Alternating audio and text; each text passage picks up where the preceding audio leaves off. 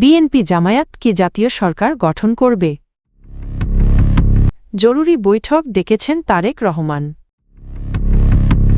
মার্কিন বাণিজ্য প্রতিনিধির সঙ্গে খলিলুর রহমানের বৈঠক।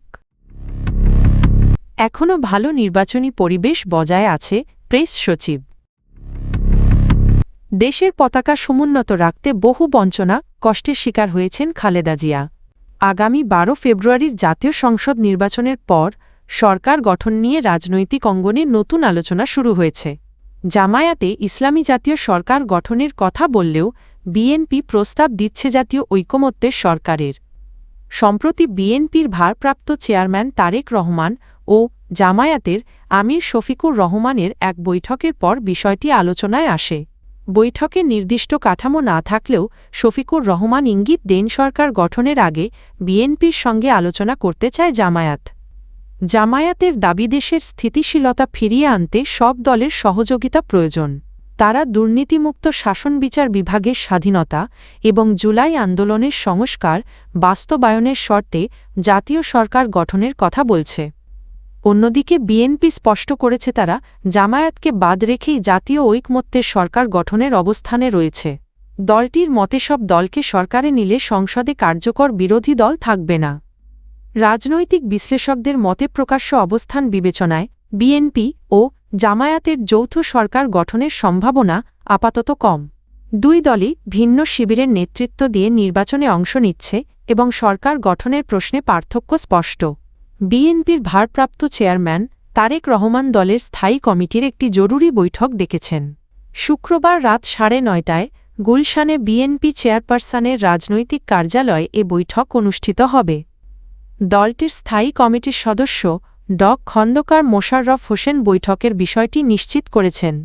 বিএনপির একাধিক সূত্র জানায় এটি নিয়মিত বৈঠক নয় এবং নির্দিষ্ট কোনো এজেন্ডা না থাকলেও বৈঠকটি অত্যন্ত গুরুত্বপূর্ণ। দলীয় সূত্রের দাবি এই বৈঠকে তারেক রহমানকে বিএনপির পূর্ণাঙ্গ চেয়ারম্যান হিসেবে নির্বাচিত করার সিদ্ধান্ত আসতে পারে। সাবেক প্রধানমন্ত্রী ও বিএনপি চেয়ারপারসন খালেদা জিয়ার মৃত্যুর পর দলটির নেতৃত্ব কাঠামো চূড়ান্ত করার বিষয়টি এখন অগ্রাধিকার পাচ্ছে। এর আগে বিএনপি মহাসচিব মির্জা ফখরুল ইসলাম আলমগীর জানান খুব শিগগিরই তারেক রহমানকে দলের চেয়ারম্যান হিসেবে ঘোষণা করা হবে। 2018 সালে খালেদা জিয়া কারাবন্দী হওয়ার পর থেকে তারেক রহমান বিএনপির ভারপ্রাপ্ত চেয়ারম্যান হিসেবে দায়িত্ব পালন করে আসছেন।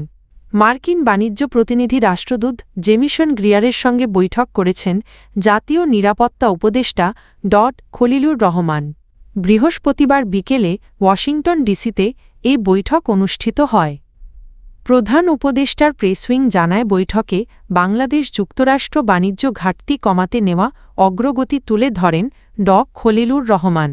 তিনি বলেন আনুষ্ঠানিক চুক্তি কার্যকর হওয়ার আগেই যুক্তরাষ্ট্র থেকে আমদানি বাড়িয়ে বড় অগ্রগতি হয়েছে। এ সময় তিনি বর্তমানে কার্যকর 20% পারস্পরিক শুল্ক কমানোর প্রস্তাব দেন। রাষ্ট্রদূত গ্রিয়ার বিষয়টি ইতিবাচকভাবে বিবেচনার আশ্বাস দেন। একই সঙ্গে মার্কিন কাঁচামাল ব্যবহৃত পোশাকের ওপর শুল্ক কমানো বা প্রত্যাহারের প্রস্তাবও গুরুত্বের সঙ্গে বিবেচনার কথা জানান তিনি। উভয় পক্ষ দ্রুত বাণিজ্য চুক্তির অমীমাংসিত বিষয়গুলোর সমাধান ও বাস্তবায়নে একমত হয়। ড খলিলুর রহমান মার্কিন ভিসা বন্ড ইস্যুতে বাংলাদেশিদের ব্যবসায়িক ভ্রমণ সহজ করার আহ্বান জানান এবং বাংলাদেশের বেসরকারি খাতের জন্য ডিএফসি তহবিল চেয়েছেন। বৈঠকে যুক্তরাষ্ট্রে নিযুক্ত বাংলাদেশের রাষ্ট্রদূত তারেক মো. আরিফুল ইসলাম সহ দুই দেশের ঊর্ধ্বতন কর্মকর্তারা উপস্থিত ছিলেন।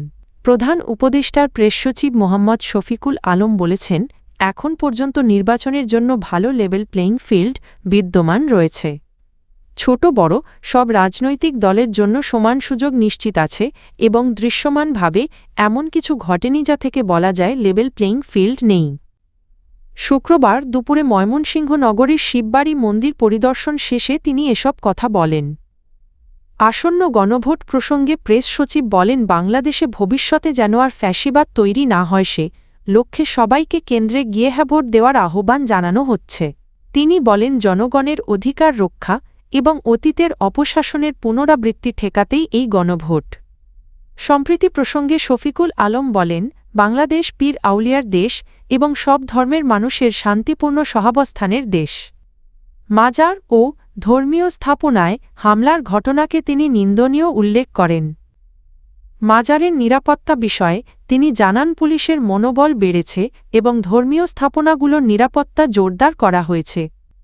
এ সময় ময়মনসিংহের বিভাগীয় কমিশনার সহ জেলা প্রশাসন, পুলিশ ও সংশ্লিষ্ট মাজার মন্দির কমিটির নেতারা উপস্থিত ছিলেন।